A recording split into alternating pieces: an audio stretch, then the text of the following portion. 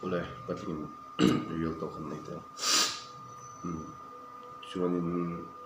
ka video masa hanin competition ka face dona ti chung chang ha sa ya chuan college week ka face dona ti chung chang ka sa ya chuan hem video chu vlog video dang kai dona wa na nimin bi a thil thleng ani a chuanin tin nge ti jelon ka sha thiam lawa nimin pia khanin I lam kan zira MCO competition ani tu chuan ta chuan khuang va tu a ka changa chuan chumi chu ka pu ber chuan tin chumi nu chang zana han chest day nia incline na hanin dumbbell ka exhaust tu chung khanin 30 kg ka press tu ya chuan pass failure ka thlegani pass failure ti chuan fail to nuwa thleng ko fatia chu bai ba ka stress box ya chuan like shoulder ka tinata atira chuanin nei etia na mai tu na ka maya muscle fiber stress na shada wa han chuanin tisem dum lai ni boka chuan kanan hoa atu kan thoka zan lai ang ka haramo zan lai ka hara chuan lai hi no ka cha thei lo ni chu chuanin ka ti cha thei lo wa chuanin muthi ka duwa chuanin na deuh chung khanin ka mu ya chuan zin khan thoka a cha thei ta re lo lai shoulder ka chuanin he ka tingen ni ngo ka ti chuan ka move to thei lo to pa ka shim bi chuan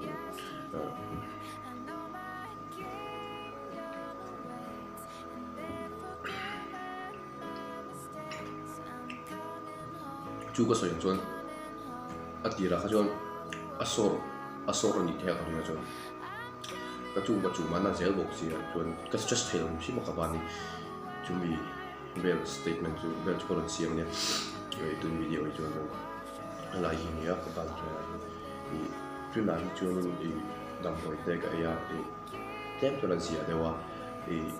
jin bo kan bi siam ima hi injury prone chi kan rin ka sia ta ka na ting na re yo over lo ka injury ang ta ki chim chu a pe join kala face tu lo wa chu me pa ka workout ma stretch te ka mai poi ma ma ting tu tu mi te kan ta ki ka sha thiam lo ni kan ba kan kar le lo pa competition face to tu kan ya join ting ra ko pe join gym ka ko the ka thei lo top to ti ani tin tak nge kom no ka thiam lo ma se ka lui chuan in la tin zone ve viu me competition chu ni khat re sila ka zio tho mai chu ka ringa chu ting serious tu ka di chu ka ring chu lo chuan in ka chen te ka kan en ti la chuan I tha niam te ti la se tha tak chu ni ka ring lo wa rin thiam dan lo bo ka nei lo he mi di ka hi chuan mi dang pon face to thonga intinan tuna hianin kan hala ba competition tu lo ta se just let it be mo ti khanin kai khan vel ti dot kan nei nga ti khan khatia khani mai tu ne ma se competition don ber khera big week te ran hang chho da tiam ber khera kain liam ta hi poi kai liam nge posin liam a thiam lo tin poi kho mai ka sia chu me ba tu na ka schedule ni tai te me MCO competition culture lama chiro te khon ai do na tin dar tum tu ka ni boka chuan lam hi kan sir char ni chhun lama ni lai kan sir chuan chumi duwa college week kan leya da Mr competition ka short tu thawa hian kan semester tan chiro kan short ho ai don boka tin chu me ba culture angin ke mani ang to pin kan show ai don boka chu wang chorin lam tu ngot po chu event pathum lam tu kan nei chu wang chorin lam ji na schedule tai thok me sana po hian ho meal prep nen men rei farai ko me zinga atho har thei si lawa ile ni ti kan exhaust talent page chorin du schedule di tai wa ka sia ma sa chirolin we keep going kal zela chuan kal zel po nga chuan ka in withdraw don mio ka tia in lui ma se in withdraw de mot taila enge college ka chuak dong to a ekina le jem po I ka ro ti sok no o ti chi kha ka hlaw ni chu wang chuanin in ai mi do lawin pata kin ti tlang to pang ka ti chuan chi ti rolin ka in recover vat thina tu zok chuanin no chu trai pui la chewula tin chút tiếng á serious ni lo ko wa tu na ko hianin che chu ka ti che thei rak to ma se I stretch te he dia par wa te man mo wa ti ka thei lo ni chu ba right arm ni khem box ya chu ni chu na tu ga yo chu ni I gym chu ka chin chu tu ma chan chu kamis thei to lo kal kamis thei to lo kamis do lo ko ka tu wa hian kal do kal nga chuan tu mi statement chu ron siam tu ma chuan la mangin ngai sa hula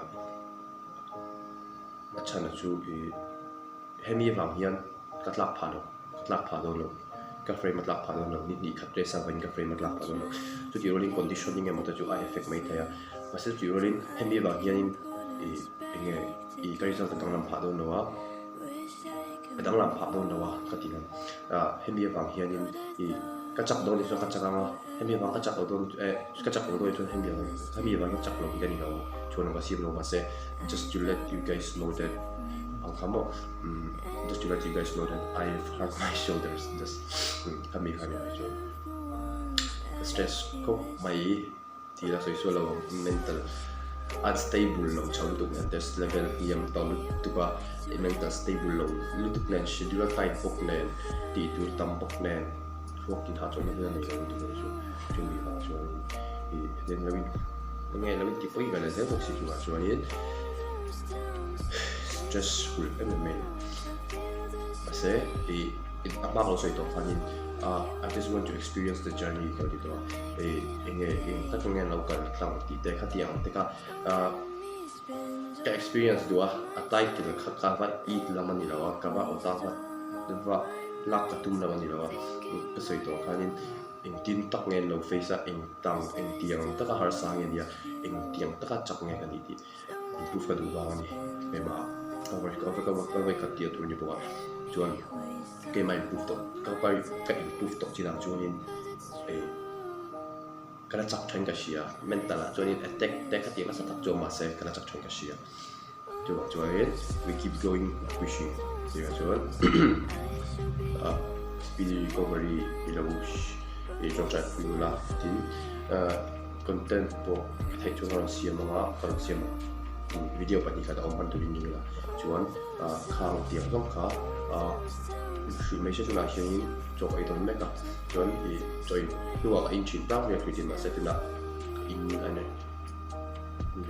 chuan ông lắc là chơi bây giờ vậy một túi chơi túi trả lời